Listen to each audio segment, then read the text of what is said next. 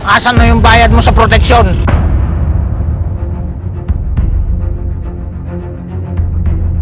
Kung hindi ka magbibigay, ipapasara ko talaga tong negosyo mo. Teka lang po, lagi niyang sinasabi ni Papasaw na itong negosyo namin. Kala niya hindi ko alam?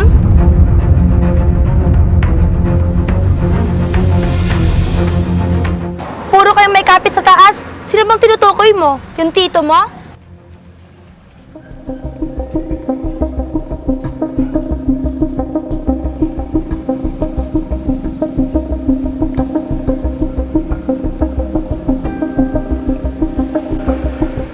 Pras, nakikilala mo ba yung klase natin ng elementary? Yung parating walang baon? Yung naghuhukay lang ng kamuting kahoy sa likod ng eskwelahan?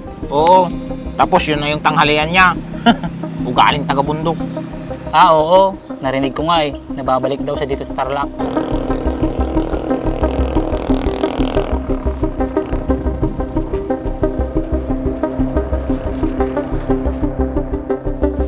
Pahinga muna tayo dito, anak. Maghintay tayo dito ng tricycle.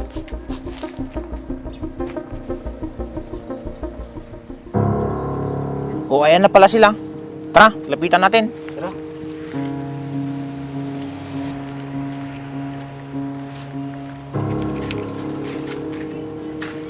Kumusta, John?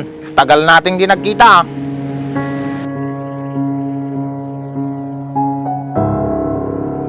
O, kayo pala. Kumusta na? Matagal-tagal na rin akong hindi nakauwi dito. Bakit ka pumuwi dito? Dapat doon ka na lang eh.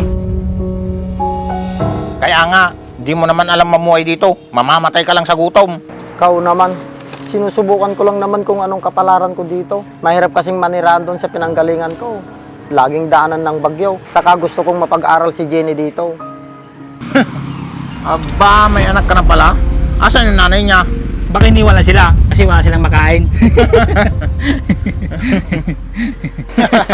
Sige, maiwan ko muna kayo dyan at iuwi pa namin itong mga gamit namin.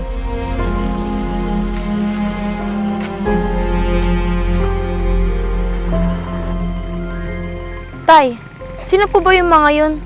Bakit gano'n na lang sila makapagsalita sa inyo? Mga kababata ko sila, anak. Si Franz at si JR. Hayaan mo na lang sila, anak. Mas maigi na umiwas na lang tayo sa gulo. Kaysa madawit pa tayo. Tara na, anak.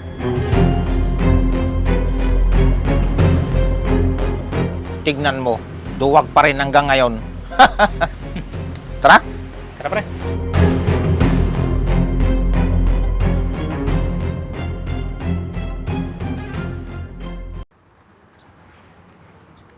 Tay, ano pong plano nyo? Magtatayo tayo ng negosyo, anak. Gamit itong pera na pinagbintan ng alaga natin baka at baboy.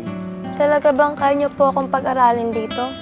Mukhang mahal po yata magparal dito, Tay. Ano ka ba, anak? Kaya natin yan. Kaya ni tatay yan. Basta, Tay, kung nahihirapan na po kayo, nandito lang po ako. Pwede naman po ako magtrabaho habang nag-aaral.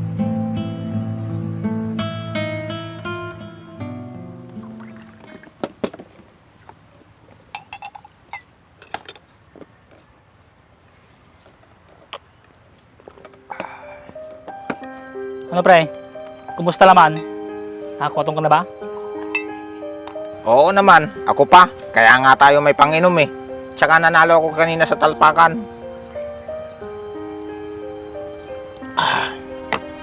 Balita ko nagtayo daw ng negosyo si John. Mukhang big time siya. Kasi di ba, di naman biro magpatayo ng negosyo. Saglit lang pre. Baka nakakalimutan mo. Ako ang boss mo.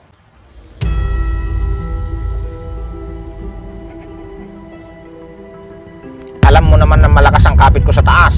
Hindi naman. Ikaw pa rin yung boss ko. Alam mo yan. Sinasabi ko lang sa'yo yung mga naririnig ko. Ha? Ganun ba? Kala ko nag-iiba na yung boss mo eh. Kung totoo man yung sinasabi mo, edi mas maganda. May madadagdag na naman sa koleksyon ko na makukutongan.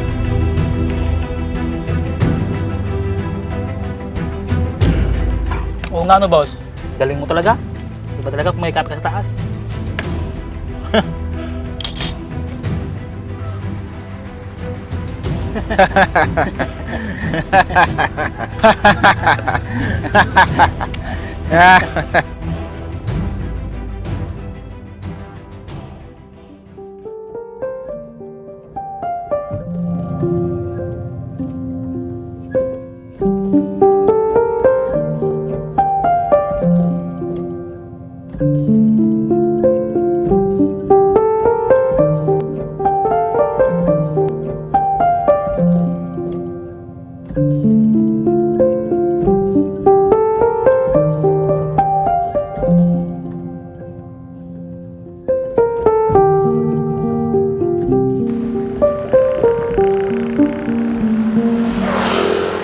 Pre, si Jun yun na. Oo nga, no. Tara, lapitan natin.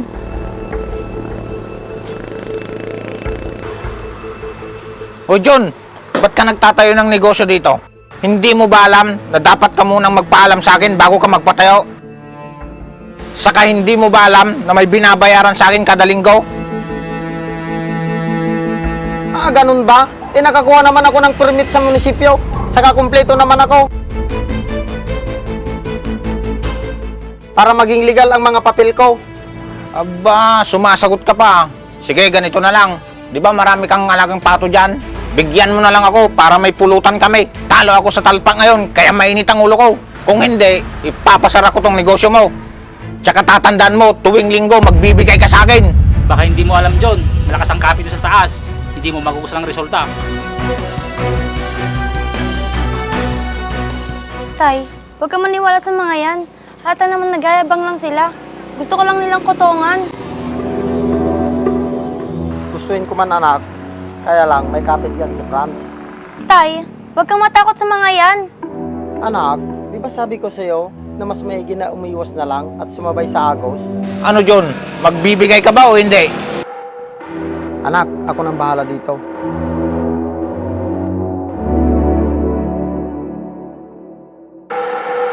Sige Franz, idadaan ko na lang sa inyo mamaya. Siguraduhin mo lang yan ha. Hihintayin ko sa bahay.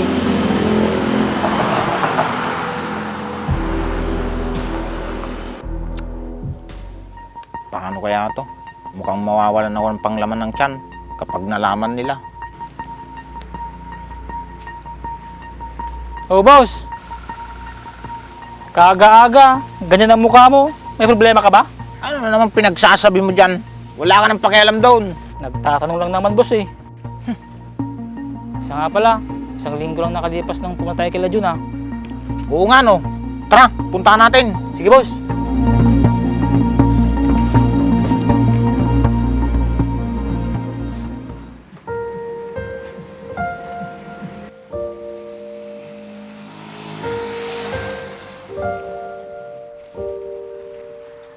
Tay, mukhang masaya ka ata ngayon ah.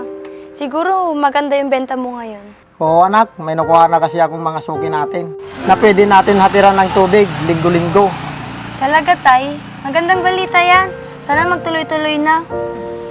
Kaya ikaw anak, pagbutihin mo yung pag-aaral mo. Kahit gaano kahirap ang buhay natin, titiisin ko, makatapos ka lang.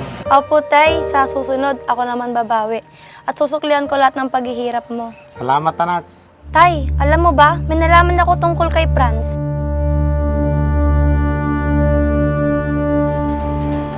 Ano yun anak? O John, parang nakalimot ka na yata ah. Oh Franz, ano ba yun? Nakalimot ka na talaga no? Gusto mo bang ipasara ko tong negosyo mo? Sige, boss. Pasara mo. Teka lang po, wag naman po kayong ganyan. Anak, dito ka lang, huwag kang makialam. Pagsabihan mo nga tong anak mo, may ugaling hindi maganda. Bakit ba kasi andito na naman kayo? Asan na yung bayad mo sa proteksyon?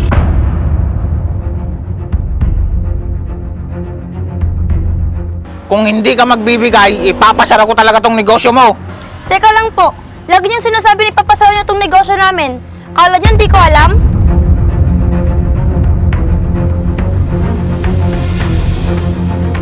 Puro kayo may kapit sa taas. Sino bang tinutukoy mo? Yung tito mo? Anak, Ano bang posisyon ng tito mo doon?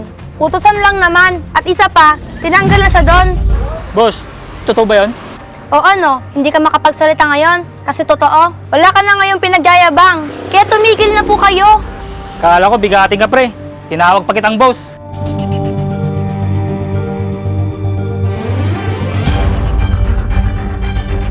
Ano pang ginagawa mo dito? Anak, tama na. Sige, Franz, umalis ka na.